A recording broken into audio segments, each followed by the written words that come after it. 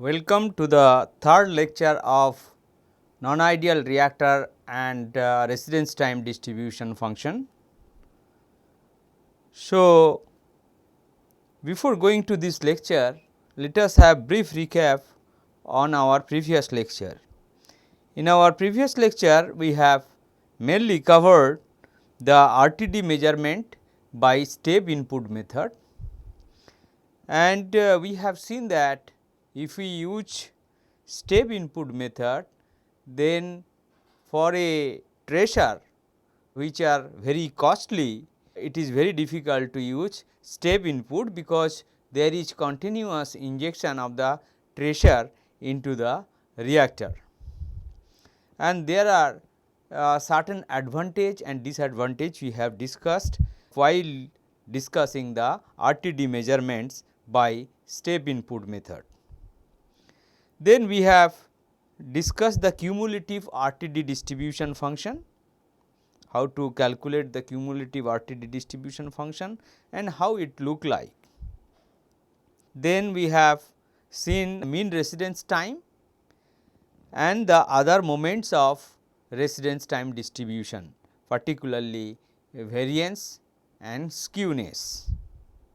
Then we have seen there are certain advantage to normalize the RTD distribution function, that is ET, and we can write ET as a normalized function as E theta, where theta is equal to T by tau, which is the dimensionless quantities. Now, in this lecture we will consider residence time distribution in ideal reactor. The major topic we will cover over here, the RTD in batch and plug flow reactors, how the residence time distribution function look like and what is their mathematical form. Then we will consider RTD in single mixed flow reactor or the continuous stirred tank reactor. Then if we have combination of the mixed flow reactor and the plug flow reactor, and if they connected in series, how the residence time distribution changes. And finally, we will see one interesting example to see whether the only RTD can be sufficient to design the real reactor. So, let us consider RTD in batch and plug flow reactors. RTD in ideal plug flow reactor and the batch reactor are the simplest one to mathematically represents, as all the atoms leaving the reactor have spent equal period of time inside the reactor. So, the distribution function is such a case is a spike of infinite height and 0 width, which area is 1. So, the spike occurs at T is equal to V by volumetric flow rate. Capital V is the volume of the reactor and small v is the volumetric flow rate. So, which is equal to T tau or theta is equal to 1.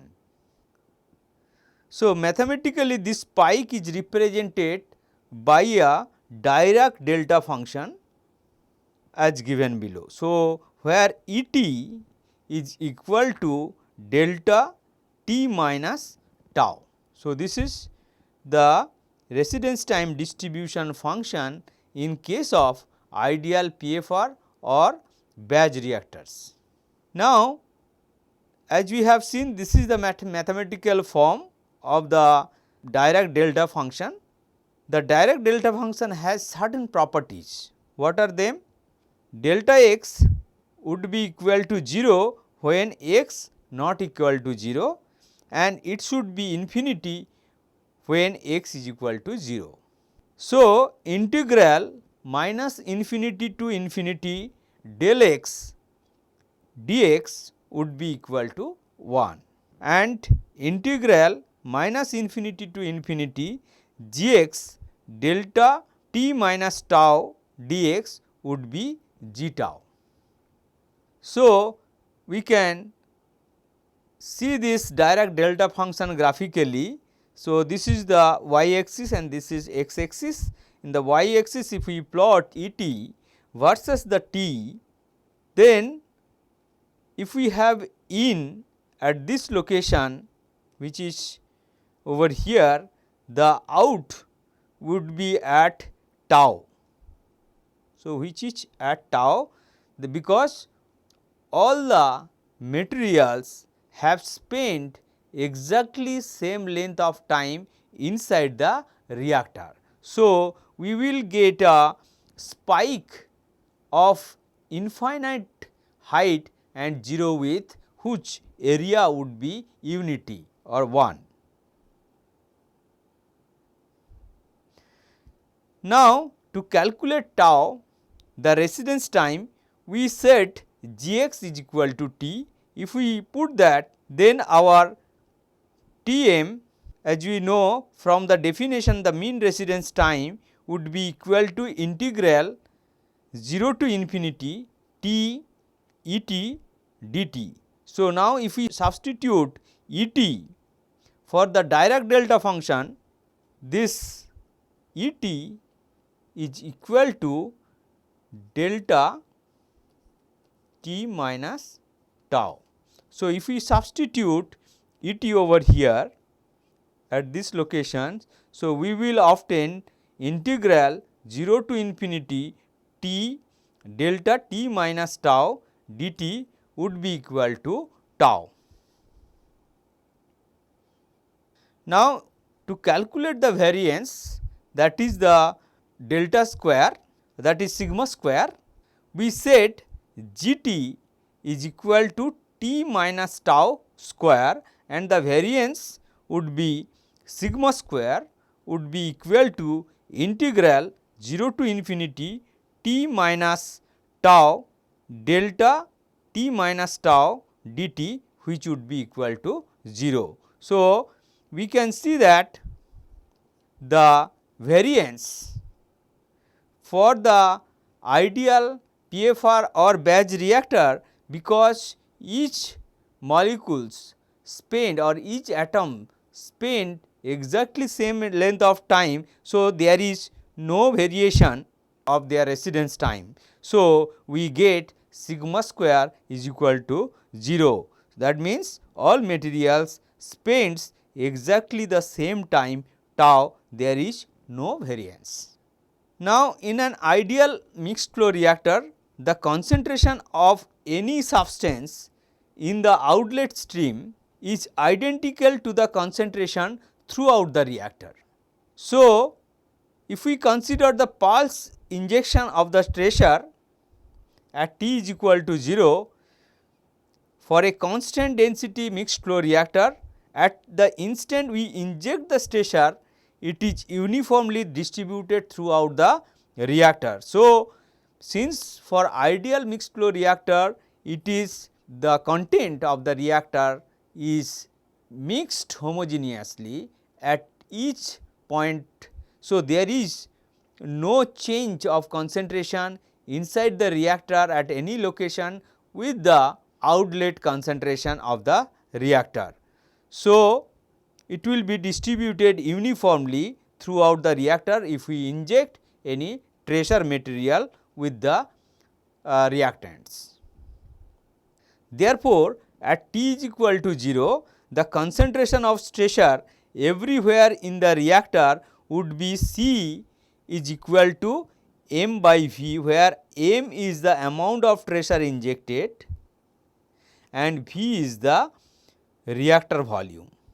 So, the concentration would be the amount of tracer divided by the reactor volume. So, C would be equal to m by V.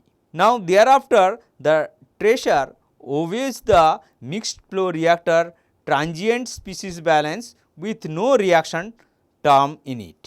So, we can write V dc dt would be equal to Q into C naught minus C, where Q is the volumetric flow rate and C naught is the concentration in the inlet stream, which is 0 for times not equal to 0. So, for we have given the pulse injection of the stressor. So, the C naught at t is equal to 0 for all other times above t greater than 0 or t less than 0, it should be the pressure concentration would be 0. So, this we can write, since for t greater than 0 C naught is equal to 0, V dC dt would be equal to minus C by tau.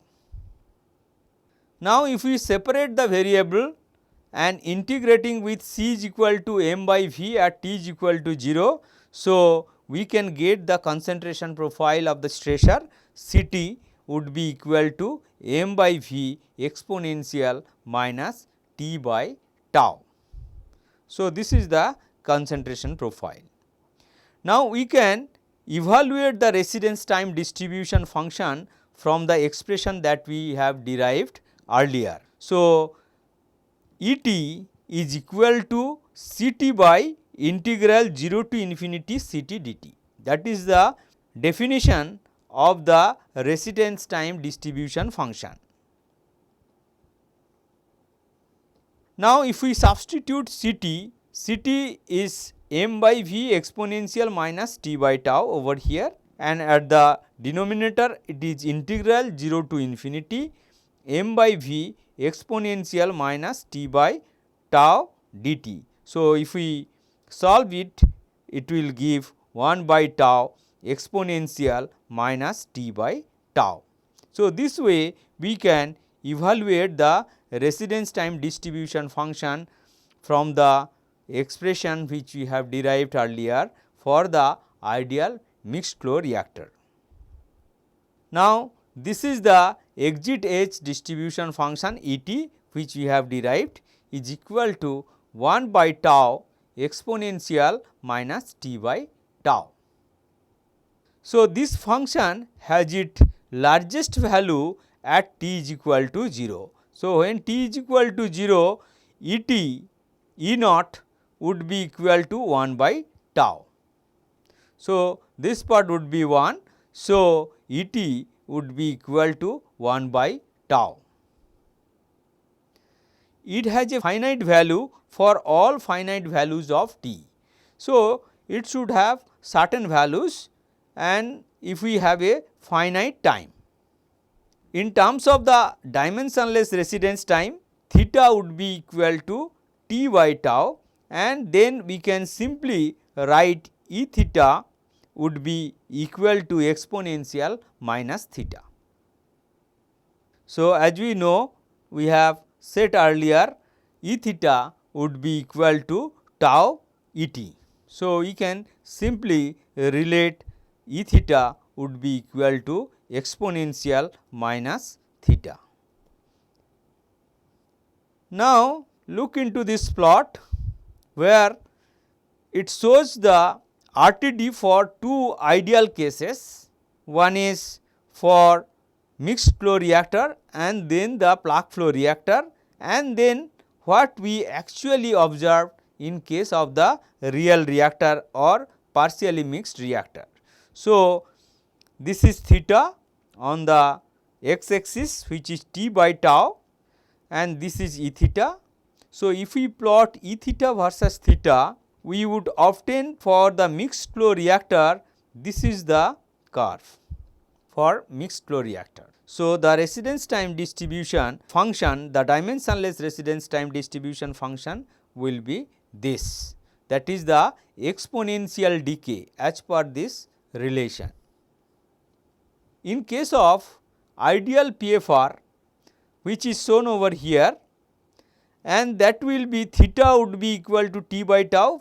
So, all t should be equal to tau. So, theta would be equal to 1. So, which is shown over here, at theta is equal to 1, it will give all elements of the reactants will have the same residence time, and so it will give a pike of infinite height with 0 height with 0 width. So, that is what it is shown with a vertical line for the ideal PFR. Now, actually for the partially mixed reactor or any real reactor where the mixing is not the ideal mixed flow reactor or the ideal plug flow reactor, as we said, these two will set the two extremes of the mixing pattern. So, in real reactor we would see this blue line, which is the residence time distribution function for the real reactor. Now, it was already shown earlier that for constant volumetric flow rate, the mean residence time in a reactor is equal to V by volumetric flow rate or tau. This relation can be shown in a simple fashion for mixed flow reactor. Applying the definition of the mean residence time for RTD for a MFR, we obtain Tm would be equal to integral 0 to infinity T et dt would be equal to integral 0 to infinity T by tau exponential minus T by tau dt. So, this would be equal to tau. Thus, the normal holding time or space time tau would be V by volumetric flow rate, is also the mean residence time that the material spent in the reactor. Now, Tm, the mean residence time, is the space time equal to the space time tau, and clearly the width of this distribution, as we have seen for the different reactors, the width of the distribution tells us something about the degree of mixing in the reactor. The wider the distribution, the greater the degree of mixing within the reactors. So, you can see in case of ideal mixed flow reactor, the distribution is much wider compared to the real reactors. Real reactors, whereas in case of the PFR there is no distribution. So, we can see the real reactor falls in between. So, basically the distribution tells us about the degree of mixing inside the reactor. Now, this can be quantified by computing the variance of the RTDs, and the variance is defined by sigma square. For ideal mixed flow reactor, we can write would be equal to integral 0 to infinity T minus Tm et dt. Now, this Tm for the ideal mixed flow reactor we have calculated as tau. So, if we substitute Tm with tau, this would be integral 0 to infinity T minus tau et dt. So, as we know, E theta is equal to tau Et, which is equal to e to the power or exponential minus theta. So, Et from here we can write Et would be equal to exponential minus theta by tau, where theta is equal to T by tau. So, if we simplify this one, this would be tau square theta minus 1 whole square, and in place of Et we can write exponential minus theta by tau, and d theta, since theta is equal to T by tau, d theta would be dt by tau. From here we can write dt would be equal to tau d theta. So, if we substitute Et and dt, so it would be exponential minus theta d theta. If we integrate it, we will get tau square. That means sigma would be equal to tau. Now, from the above equations which we have derived, it is clear that the variance is the average value of the square of the difference between the dimensionless residence time. So, square of the difference of the dimensionless residence time theta and the average dimensionless residence time, which is 1. For the PFR, this is 0 since all of the fluid has the mean residence time, which we have already discussed earlier. In case of ideal PFR, sigma square is equal to 0, we have derived. So, from here also we can see for PFR the sigma would be 0 since there is no difference in their mean residence time. So, for a mixed flow reactor, it gives sigma star square, which we can define sigma square by tau square, which is equal to 1. So, from here we can write sigma star square would be sigma square by tau square, which is equal to 1. So, for a series of n equally sized mixed flow reactor connected in series with the dimensionless residence time defined based on the total residence time for all the n reactors, it can be shown that sigma star square would be equal to sigma square by tau square, which is equal to 1 by n. So, if we connect n number of CSTR in series, we can calculate sigma star square would be equal to 1 by n, where n is the number of reactors connected in series. So, we could see that this goes from this value sigma star square goes from 1 to 0 as the number of reactor in series increased. So, when n is equal to infinity, so it will be sigma star square would be equal to 0. When n is equal to 1, then sigma star square is equal to 1.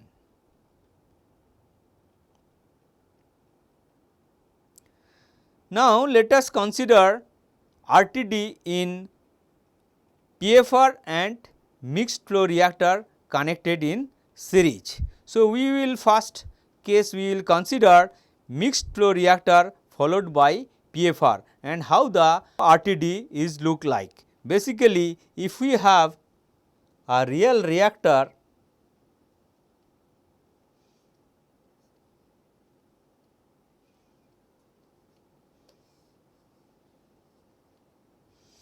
so there is mixing inside and there is also some dead zone and there is also some short circuiting.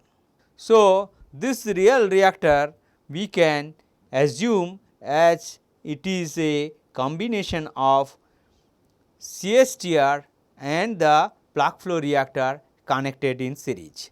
If it so happen, the first case we consider mixed flow reactor followed by the plug flow reactor. So, the residence time in mixed flow reactor is denoted by tau m. So, over here and the residence time for PFR is tau p.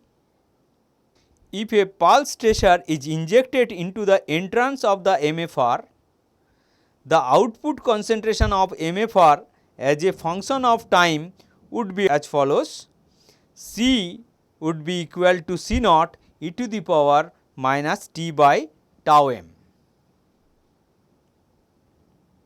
So, this output will be delayed by time tau p at the outlet of the PFR, because this is the concentration which is at the exit of the CSTR, that is C, and this concentration would be delayed by time tau p. So, the RTD of the reactor system would be represented Et would be equal to 0 when t less than tau p, and Et would be equal to e to the power minus t minus tau p divided by tau m when t is greater than equal to tau p. So, under these two conditions we can see the RTD distribution function. Now, if we represent graphically for this is E theta or Et, and this is tau p, and this is the locations where tau CSTR or tau mixed flow reactor tau m at this location. After that the profile will be look like this.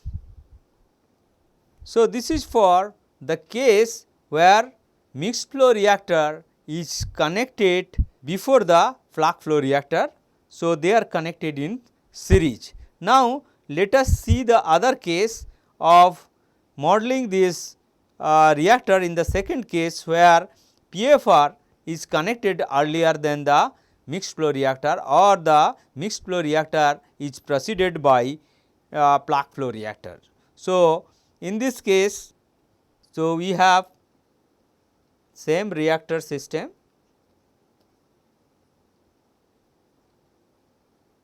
and we have inlet. So, we have dead zone. So, this is real reactor, and this we can model in the second method where we have connected first the plug flow reactor and then CSTR, and we know the residence time tau p, and this is for mixed flow reactor tau m. Now, if a pulse tracer is injected into the entrance of the PFR, then the same pulse will appear at the entrance of the mixed flow section, that is tau p seconds later. So, that means as for ideal plug flow reactor, the tracer which will be injected over here, that has to be delayed for tau p time to enter into the CSTR. So, the residence time distribution of this reactor system would be same as we obtained for the earlier case. So, this is exactly the same one when MFR followed by PFR.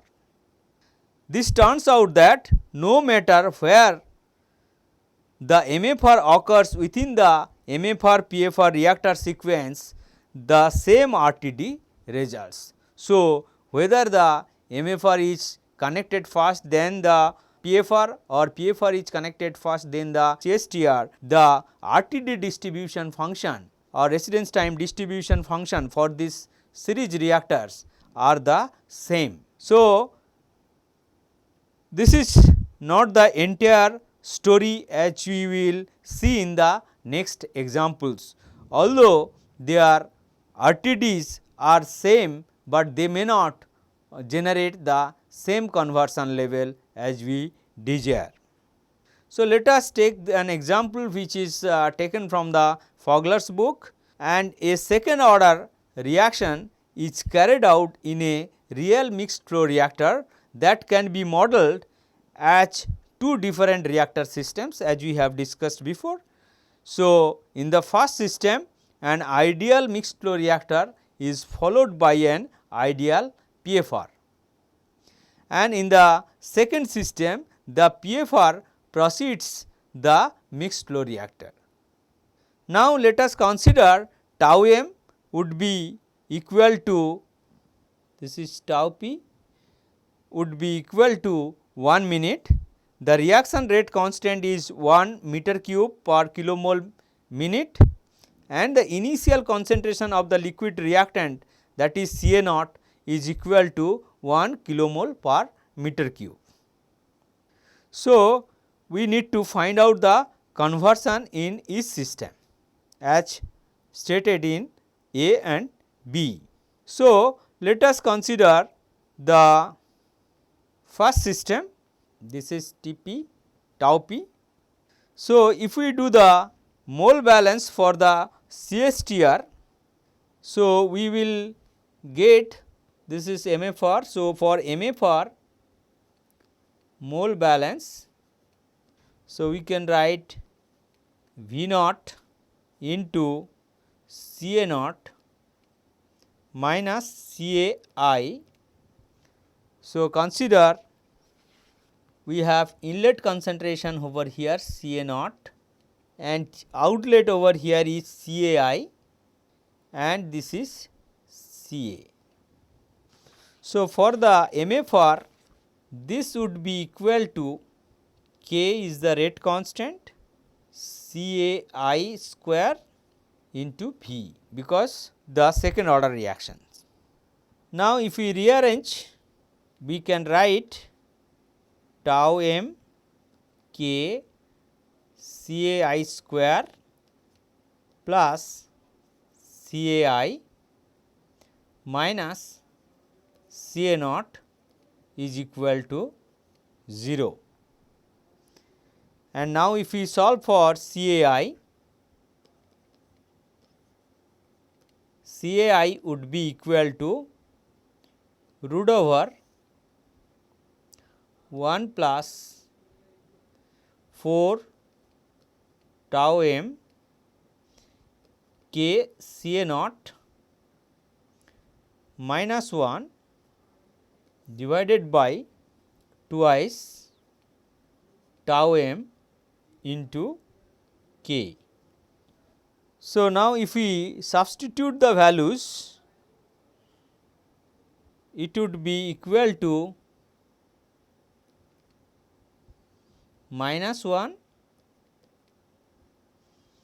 plus root over 1 plus 4 because all these are taken as unity tau m is equal to 1 minute, K is equal to 1 meter cube per K mole minute and Ca naught is equal to 1 kilomole per meter cube. So, if we substitute over here this would be 1 plus 4 divided by 2. So, it would be equal to 0.618 K mole per meter cube. Now, let us consider mole balance in case of the MFR, in case of the PFR. So, PFR mole balance we can write dFA dV would be equal to V naught dCA dV which is equal to dCA by d tau p which is equal to RA is equal to minus K Ca square. So, this will give 1 by Ca minus 1 by Cai would be equal to tau p K. Now, if we substitute Cai which we have obtained over here which is equal to 0.618 kilomole per meter cube. Now, if we substitute over here we will obtain, so Ca naught is this, Ci is this and tau is equal to 1 minute and K is equal to 1 meter cube per K mole minute. So, substituting these values, this would be equal to 1 by Ca minus 1 by 0.618 would be equal to 1. And from here we can get Ca would be equal to 0.382 kmol per meter cube. So, the concentration of the reactant in the effluent of the reactor systems, which is Ca, that is over here. So, we have calculated which is coming out. So, it is basically the conversion is x would be equal to 1 minus 0.382 divided by 1, which is 0.618. So, XA conversion would be 61.8% conversion. So, now we will consider the second case, where first PFR is connected and then CSTR. So, in this case this is Ca naught, this is Cai and this is Ca. So, we can write from the mole balance of PFR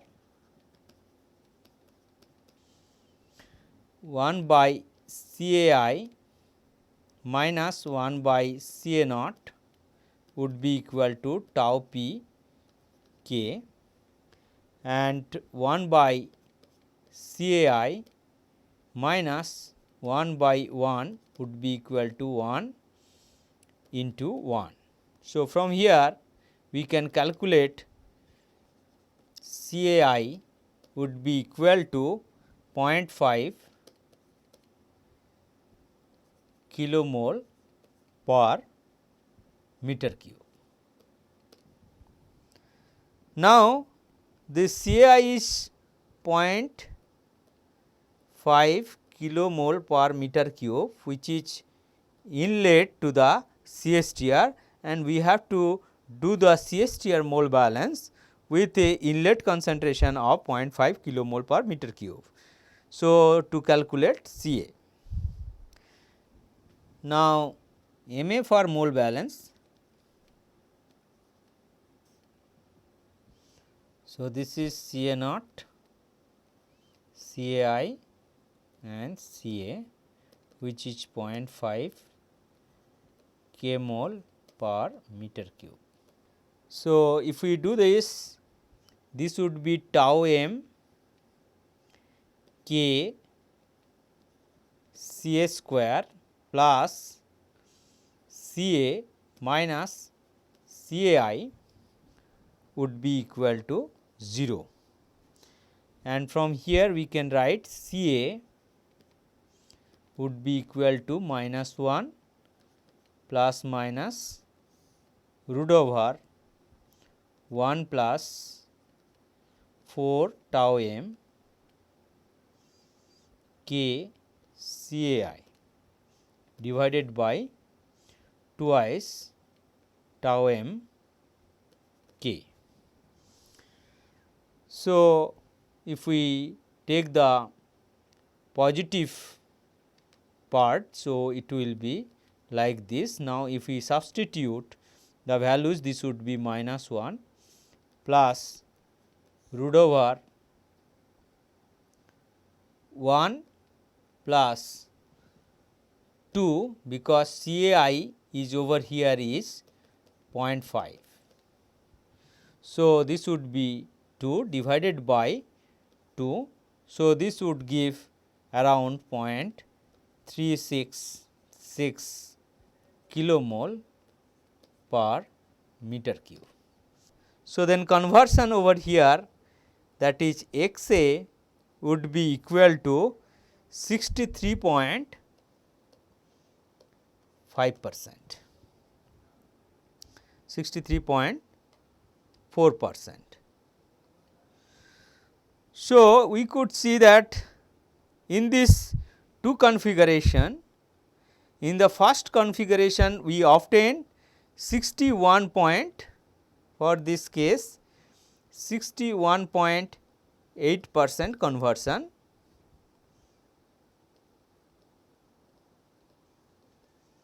and in the second case we obtain 63.4% conversion.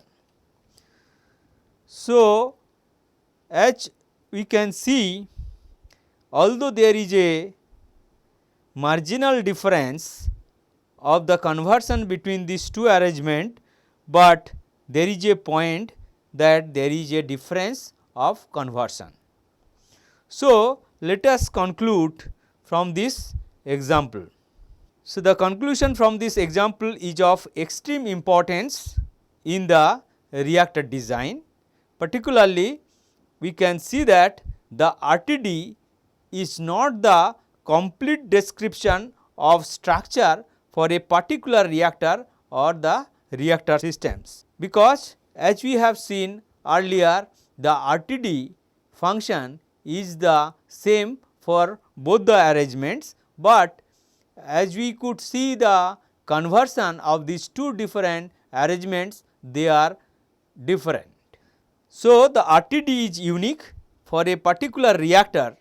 However, the reactor or reactor system is not unique for a particular RTD.